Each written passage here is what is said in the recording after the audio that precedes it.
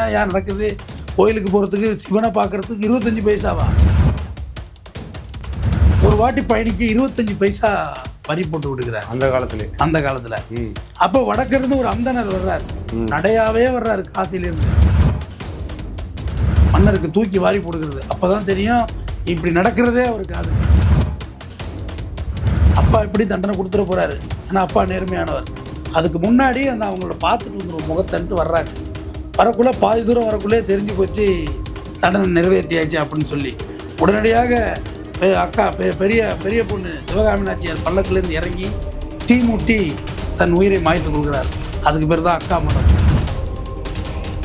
கணவனை இழந்து தீ வச்சு எரிச்சுக்கிட்ட இடத்துல அக்கா மடம் தங்கச்சி மடம் மடம் கட்டி சோறு போடுறாரு. ஆனால் இன்னைக்கு பார்த்தாக்க இன்னைக்கு அந்த மடமும் இல்லை, அது சுற்றி உள்ள மரங்களும் இல்லை, சாலை விரிவாக்கப்படியில் எல்லாத்தையும் எடுத்துட்டாங்க.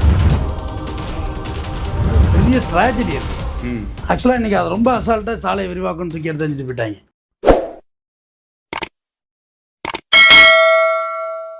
மெட்ராஸ் டவுன் பஸ் நேயர்களுக்கு வணக்கம். பல்வேறு சுவாரஸ்யமான தகவல்களை பகிர்ந்து கொள்வதற்காக இன்னைக்கு நமக்கு வந்திருக்கு கெஸ்ட் யாருன்னு பார்த்தீங்கன்னா உயர்நீதிமன்ற வழக்கறிஞர் தமிழ்வேந்தன் அவர்கள். வணக்கம் சார். வணக்கங்க. எப்படி சார் இருக்கீங்க? நல்லா இருக்குங்க சார். நிறைய அடையாள சின்னங்கள்லாம் அழிஞ்சிட்டே வர்றதை பற்றி தொடர்ச்சியாக பேசிட்டு வரேன் இல்லையா? அன்னைக்கு பார்த்தீங்கன்னா இப்போ ராமேஸ்வரத்தில் அந்த அக்கா மடம் தங்கச்சி மடம் அப்படிங்கிற ஒரு இடமே இல்லாத அளவுக்கு மறைஞ்சு போனதை நம்ம கேள்விப்படுறோம் இல்லையா? அதோட வரலாறு பின்னணி என்ன சார்?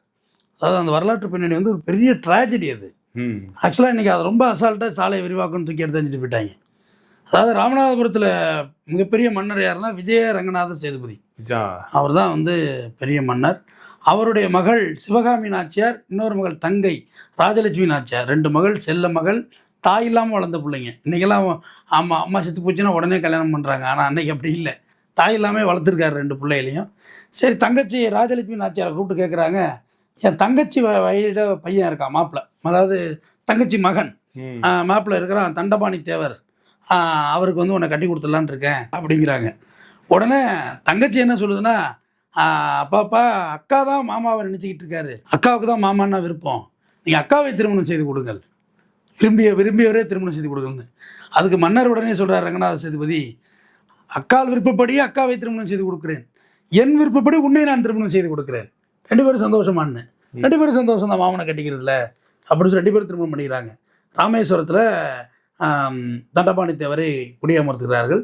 அன்னைக்கு வந்து அந்த 2 பக்கம் அதாவது பாலம் கிடையாது. அந்த சூழலில் இருக்கக்குள்ள மாமனார் சொல்கிறாரு, யார் ரங்கநாத சேதுபதி ஐயா சொல்கிறாரு, என் 2 கண்களை ஒப்படைக்கிறேன், ஒருவள் பெயர் சிவகாமி நாச்சியார், மற்றொரு பேர் ராஜலட்சுமி நாச்சியார், 2ம் என்னுடைய கண்கள், 3ஆவதாக ஒரு கண்ணை உங்களிடம் ஒப்படைக்கிறேன், 3ஆவது கண் ராமநாத சாமி அவர் சிவபெருமானை ஒப்படைக்கிறேன். ஏன்னா வடக்கு எப்படி காசி பார்க்கப்படுகிறதோ தெற்க வந்து ராமநாத சுவாமி கோயில் பார்க்கப்படுகிறது.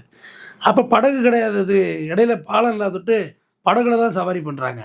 இவர் மர்மம் என்ன செய்கிறாரு, யார் தண்டபாணி தேவர், ஒரு வாட்டி பயணிக்கு 25 பைசா வரி போட்டு விடுகிறார் அந்த காலத்தில். அப்போ வடக்கிருந்து ஒரு அந்தனர் வர்றார், நடையாவே வர்றாரு காசிலிருந்து வந்து, இதில் போகணுங்களோ 25 பைசா கேட்குறாங்க. ஐயா நான் ஒன்றுமே இல்லாத துறவி, என்னிட்ட 25 பைசா கிடையாது காசு அப்படிங்குள்ள. இல்லை 25 பைசா இல்லைன்னா உன்னை ஏற்ற மாட்டோம்ன்றாங்க.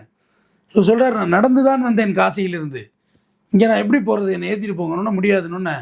இவர் நேராக என்ன பண்ணுறார், ராமநாதபுரத்துக்கு வந்து மரியாதைக்குரிய விஜய ரங்கநாத சேதுபதி மன்னர்கிட்ட போய் முறையிடுறார்.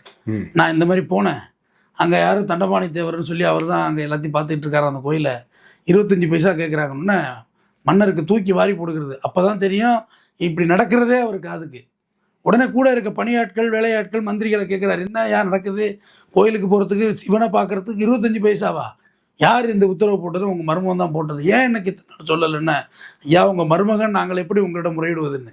அதுக்கே சொல்கிறார், உங்கள் மீதே நடவடிக்கை எடுக்கணும், மருமகனாக இருந்தாலும் நடந்த உண்மையை நீங்கள் என்கிட்ட சொல்லியிருக்கணும்ல, அவங்க கூப்பிடு எங்கள் மருமகனை அப்படின்னு கூப்பிடுறாங்க. இப்போ மருமகனை கூப்பிட்றாங்க. மருமகனை கூப்பிடக்குள்ள மாமனார் கேட்குறாரு, யார் ரங்கநாத சேதுபதி, இந்த மாதிரி படகுல பயணம் செய்வதற்கு 25 பைசா வாங்கினது உண்மையான்னு. இந்த காலம் மாதிரி பிரட்டியெல்லாம் சொல்லலை, அந்த காலத்து மக்கள் உண்மைதான் அப்படின்றாப்புல. அவர் சொல்கிறாரு, நீ தேச துரோகம் செய்திருந்தால் உன்னுடைய நாடு கடத்திருப்பேன், நீ செய்தது சிவ துரோகம், உன் தலையை வெட்டுவது தான் தண்டனைன்றாரு. அப்போ பெரிய பொண்டாட்டி சிவகாமி நாச்சியார், சின்ன பொண்டாட்டி ராஜலட்சுமி நாச்சியார் 2 பேரும் பல்லக்கில் வர்றாங்க. அப்பா எப்படி தண்டனை கொடுத்துட போகிறாரு, ஏன்னா அப்பா நேர்மையானவர். அதுக்கு முன்னாடி அந்த அவங்கள பார்த்துட்டு வந்துடும் முகத்தன்ட்டு வர்றாங்க. வரக்குள்ளே பாதி தூரம் வரக்குள்ளே தெரிஞ்சு போச்சு தண்டனை நிறைவேற்றியாச்சு அப்படின்னு சொல்லி உடனடியாக அக்கா பெரிய பெரிய பொண்ணு சிவகாமி நாச்சியார் பல்லக்கிலேருந்து இறங்கி தீ மூட்டி தன் உயிரை மாய்த்து கொள்கிறார். அதுக்கு பேர் தான் அக்கா மடம். அடுத்த தங்கச்சி ராஜலட்சுமி நாச்சியா கீழே இறங்கி அது தீ மூட்டி எரிச்சிக்குது, அது தங்கச்சி மடம். அந்த இடத்துக்கு பேர் எவ்வளோ பெரிய பேர் விளக்கம் வருதுக்கு பாருங்க. அப்போ மன்னர் என்ன செய்கிறாரு, தன் 2 மகள்களும் கணவனை இழந்து தீ வச்சு எரிச்சுக்கிட்ட இடத்துல அக்கா மடம் தங்கச்சி மடம் கட்டி சோறு போடுறார். அந்த இடத்த வந்து அன்னதான ஸ்கீமா மாத்துறாரு. அப்போ ஆனால் இன்னைக்கு பார்த்தாக்க இன்னைக்கு அந்த மடமும் இல்லை, அது சுற்றி உள்ள மரங்களும் இல்லை, சாலை விரிவாக்க பணியில் எல்லாத்தையும் எடுத்துட்டாங்க. இல்லை குறைந்தபட்சம் அந்த இடத்துல ரயில்வே ஸ்டேஷன்லாம் இருக்குது அக்கா மடம் தங்கச்சி படம். குறைந்தபட்சம் வேற ஒரு மடத்தை கட்டியாவது அந்த இடத்துல வந்து சாப்பாடு போட்டுருந்துருக்கலாம். ஒரு மன்னன் அந்த காலத்தில் ஒரு 25 பைசா தன்னோட மருமகன் வாங்கியதற்கு தம் கழுத்தை வெட்டி தண்டனை கொடுத்த காலங்கள் அது. இன்று அப்படி இருக்கான்னு பாருங்க சார். நம்ம தமிழர்களோட குணத்தை பத்தி உயர்வா பேசணும் அப்படின்னா முல்லைக்கு தேர் கொடுத்தான் பாரி அப்படிம்பாங்க. அதுக்கப்புறம் பாத்தீங்கன்னா தன் சொந்த மகனே வந்து தேர்காலில் இட்டு கொண்டவர் மனுநீதி சோழர். அவரு கண்ணுக்குட்டிக்காக இல்லையா?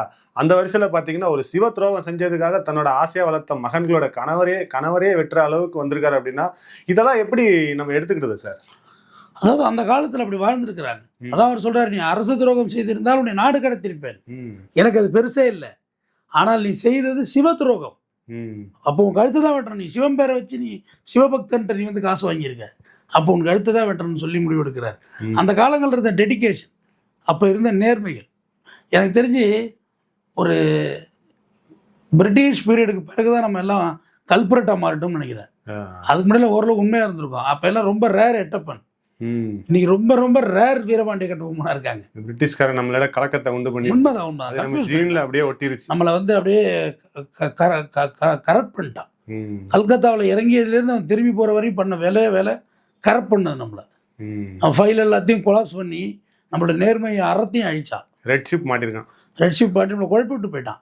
ஏன்னா பணம் தான் முக்கியம். வாணிபம் பண்ண வந்தவன் தானேங்க. அப்போ வாணிபம் பண்ணுறவனுக்கு என்னங்க மைண்ட் செட்? பிஸ்னஸ் தானே, பணம் பண்ணணும். அவன் பணத்துக்காண்டி என்னவெல்லாம் பண்ணலாங்கிற மாதிரி அவன் கற்றுக் கொடுத்துட்டு போயிட்டான். அதனால் இந்த கதை வந்து நான் காலையில் தான் தெரிஞ்சிட்டேன். உடனே இதை சொல்லணும்னு நினச்சேன். ஏன்னா நான் யூடியூப் சேனல் வச்சுருக்கிறது, அதை வச்சு அதை காசு பார்க்குறது அதை மாரிலாம் கிடையாது. ஆனால் எனக்கு கிடைச்சிருக்க பிளாட்ஃபார்மில் என்னால் முடிஞ்சதெல்லாம் ஆவணப்படுத்தி வச்சுட்டு போகணும். அடுத்த தலைமுறைகளுக்கு கண்டிப்பாக இன்னொரு 20 வருஷம் கழிச்சு பார்த்தா இந்த கிரைம்லாம் ஒரு ஆவணமாக இருக்கும், ஒரு சின்ன சைட்டேஷனுக்கு உதவியாக இருக்கும். ஆனால் எப்படி கேஸை ஹேண்டில் பண்ணாங்க, எப்படி நடந்திருக்குங்கிறதுக்காண்டி தான் நான் ஆவணப்படுத்துறது. அப்போ இடையிடையே இந்த மாதிரி விஷயங்களும் நான் கொடுக்கணும்னு பிரியப்படுறேன். பார்க்குறாங்க பார்க்கல, வியூஸ் போகுது போல், அதை பற்றியெல்லாம் கவலை இல்லை. பட் சில நல்ல விஷயங்கள் இடையில இருக்கணும். ஒரு 10 வீடியோக்கு ஒரு நல்ல விஷயம் இருக்கணுங்கிற மாதிரி நான் பிளான் பண்ணியிருக்கேன். சாதாரண அரசியல்வாதிகள் பார்த்தீங்கன்னா இன்றைக்கி 4 பொண்டாட்டி கட்டி 40,000 பினாமியை வச்சு 4,000 பினாமியை வச்சுக்கிட்டு 40,000 கோடி 50,000 கோடி சொத்து சேர்த்துட்டு இருக்காங்க இல்லையா சார்? அதாவது தன் ரத்த உறவுகளுக்காக வந்து மக்களை சாகடிச்சாலும் பரவாயில்ல, மக்கள் சீரழிஞ்சாலும் பரவாயில்லன்னு வாழ்ந்த காலத்தில், ஆனால் அந்த காலத்திலே பார்த்தீங்கன்னா நீதிக்கு நேர்மைக்காக தான் ரத்த உறவுகளே பலி கொடுக்குற அளவுக்கு வந்திருக்காங்கன்னா அதனால தான் இன்னைக்கு அன்னைக்குள்ள வித்தியாசம் ரொம்ப பெருசா இருக்குதா சார்? இல்லை, அவங்க அப்படி காத்து வச்சிருந்த அறம், அதை தொட்டு தான் நம்ம இன்னும் கொஞ்சம் இந்த உலகத்தில் அறம் இருக்கிறது. இன்னும் மிச்சமீதி இருக்கு. இப்போ சவுதியில் ஒரு மன்னர் வந்து தன் மகனே வந்து கழுத்து அறுத்துட்டாங்க, ஒரு பாலியல் வழக்கில் மாட்டிட்டான்னு சொல்லி. மன்னர் என் பிள்ளையா இருந்தா என்ன, சட்டம் ஒன்று தான் அப்படின்னு சொல்லி தண்டனை கொடுத்தாங்க. அது ரொம்ப எனக்கு சந்தோஷமாக இருந்தது அந்த செய்தி. இதில் இந்த வேலுநாச்சியாரை பற்றி ஒரு சின்ன தகவல் நான் பதிவு பண்ணிடுறேன். வேலுநாச்சியார் ஒரே மகள், மன்னருக்கு செல்ல மகள். அப்போ என்ன செய்கிறாரு, எல்லா வித்தையும் வேலுநாச்சியார் கற்றுக்கிறாங்க. கற்றுக்குள்ள வேலுநாச்சியாருக்கு வந்து அந்த வில் வித்தை, குதிரையேற்றம் எல்லாம் செஞ்சு கொடுக்குள்ள எல்லாரையும் அவங்க வந்து ஜெயிச்சிடுறாங்க. கடைசியாக கற்றுக் கொடுத்த குருநாதரையும் எதிர்த்தாப்புல நிப்பாட்டுறாங்க. குருநாதரும் தோற்று போகிறார் வேலுநாச்சியார்கிட்ட. குதிரையேற்றம் வாழ்வித்தையில் தோற்று போனோன்னே ஒரே மன்னருக்கு சந்தோஷம், தன் மகள் வெற்றி பெற்று விட்டால். பட் அடுத்த பட்டத்திராணி அவங்க தான். அப்போ மன்னருக்கு ஒரு சிறிய சந்தேகம், உண்மையிலே நம்ம மகள் வெற்றி பெற்றிருப்பாரா, இல்லை நம்மளோட ஒரே மகள் செல்ல மகள் நம்ம மகளுக்காக விட்டு கொடுத்துட்டாரா அந்த குருநாதருங்கிற சந்தேகம் வந்துருச்சு. விழா நடந்துகிட்டு இருக்குள்ளே மன்னருக்கு இந்த சந்தேகம் வந்துட்டு, விழா நடந்துகிட்டு இருக்குள்ளே வேலுநாச்சியார் அருகில் வர்றாங்க. அப்பா, எனக்கு ஒரு சின்ன சந்தேகம்ப்பா அப்படிங்கிறாங்க. சொல்லு அன்பு மகளே அப்படின்னு.